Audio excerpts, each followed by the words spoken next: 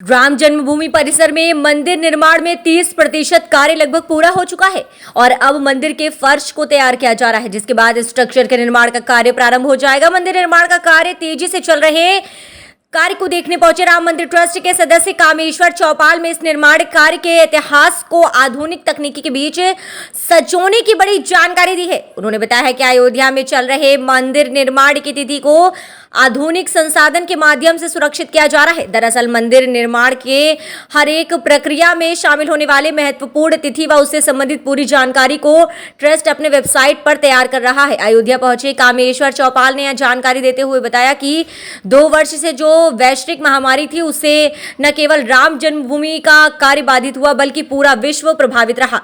इसलिए जो हम लोगों की पहले की जो योजना थी वह भी प्रभावित रही और एक लंबा समय उसे ठीक होने में लग गया। फिर भी जो लक्ष्य हम लोगों ने रखा है उसकी दृष्टि से कार्य संतोषजनक माना जा रहा है और काफी तेजी से कार्य चल रहा है और सभी प्रकार की बाधाओं के होते हुए भी भवन निर्माण समिति ने काफी तत्परता और बुद्धिमत्ता से कार्य को आगे बढ़ाया है। वहीं कामेश्वर चौपाल ने बताया कि राम जन्मभूमि का कार्य सदियों तक समाज को प्रेरणा देता रहेगा, इसलिए जो भी निर्माण कार्य में लगे हुए लोग हैं और भवन निर्माण समिति है वह हर एक बिंदु पर गंभीरता से विचार करते हैं, कार्य को आगे बढ़ा रहे हैं। उन्होंने बताया कि नया टेक्नोलॉजी आया है, इसमें कई विषयों को सूचीबद्ध करना व दीर्घकालीन तक समाज उसको देख सके, समझ सके, उन सभी प्रतिक्रियाओं को किया जा रहा है। बताया जा रहा है कि एक बार टाइम कैप्सूल को लेकर विचार आया था, लेकिन मंदिर के मॉडल में परिवर्तन हुआ और आज पूरा कार्य एक्सपर्ट के चिंतन और संतों के मार्गदर्शन में हो रहा है।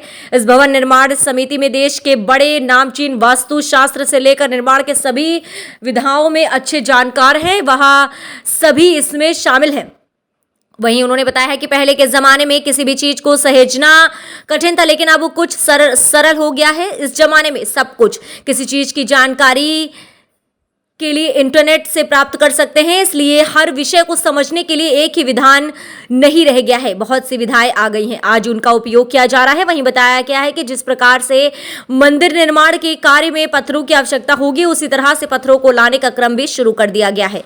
कहा कि मंदिर निर्माण में लगने वाले पत्थर निर्माण क्षेत्र के आसपास ही व्यवस्थित रखे जाने हैं, यदि पत्थरों को व्यवस्थित नहीं रखा जाए तो बाधाएं आ सकती हैं, इसलिए व्यवस्थित रूप से पत्थरों को रखा जाए। आपको बता दें कि उन्होंने कहा है व्यवस्थित रूप से मंदिर निर्माण के लिए सभी को एक साथ संकल्पित कर लेना है उचित, तो जितना रिक्वायरमेंट होगा उसी के मुताबिक पत्थरों को लाने का कार्य किया जाएगा।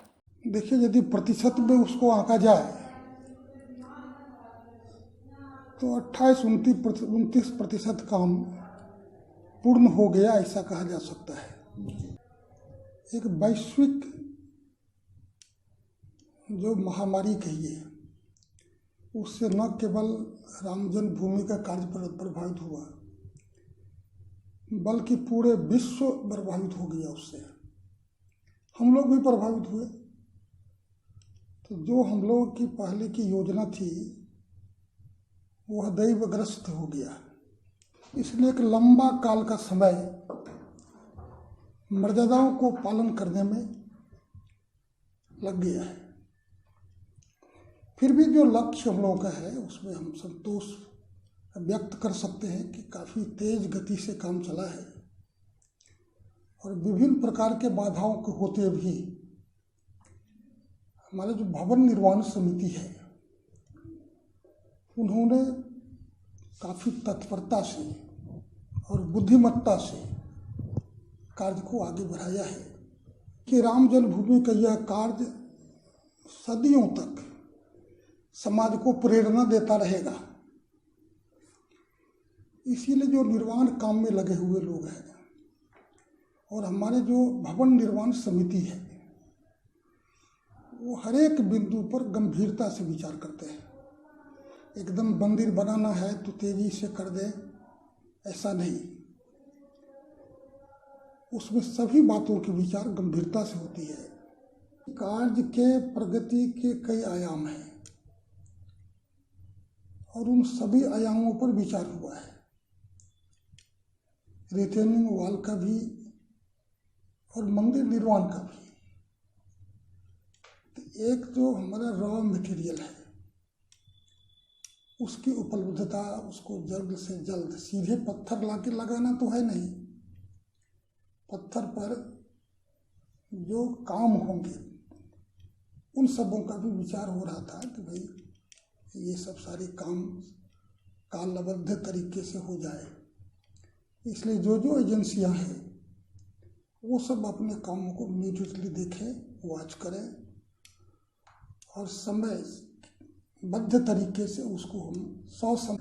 प्राचीन जमाने में ये सब चीज़ होता था, बड़ी तेज गति से परिवर्तन हुआ है विषयों में।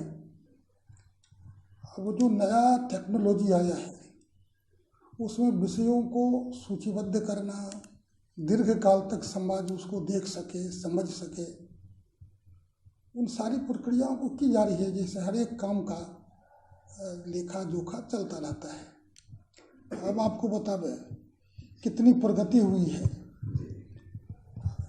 तब के ज़माने में चीज़ों को सहेजना कठिन था, अब के ज़माने में तो ऐसा सुलभ हो गया है कि आप नेट पर चले जाइए। चीज़ों को सहेजने के लिए एक ही विधा नहीं रह गया है, बहुत सारे विधा हैं, उनका उपयोग किया जा रहा है।